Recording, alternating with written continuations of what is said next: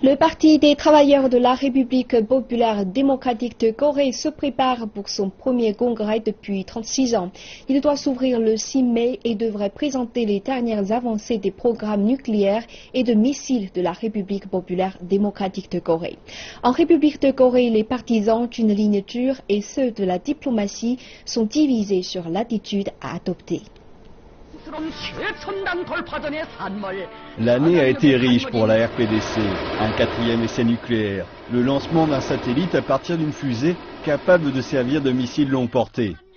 De multiples tests de missiles courte portée, dont un à partir d'un sous-marin, et la miniaturisation, non confirmée, d'une tête nucléaire.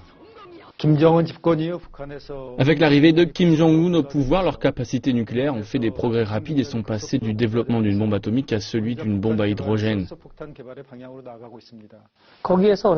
Ils ont eu les résultats des 3 premiers essais. Pour le 4e essai, l'objectif était de voir comment augmenter la puissance et fabriquer une arme stratégique. Des armes nucléaires plus puissantes et plus petites sont développées en tandem avec le programme de missiles. Certains conseillers du gouvernement sud-coréen estiment que la RPDC maîtrise déjà la technologie des missiles de moyenne portée.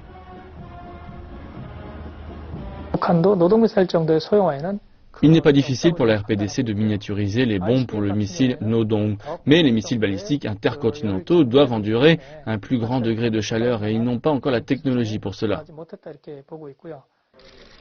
La République de Corée envisage de déployer un système antimissile américain controversé. Mais pour certains, la reprise des négociations est la voie à privilégier. Pour les faire abandonner leur programme de missiles nucléaires, les États-Unis et la RPDC doivent parvenir à un accord. S'ils arrêtent les essais, les États-Unis et la République de Corée devront réduire les manœuvres des Nations Unies et la RPDC va devoir geler ses activités dans la centrale nucléaire de Yongbyon.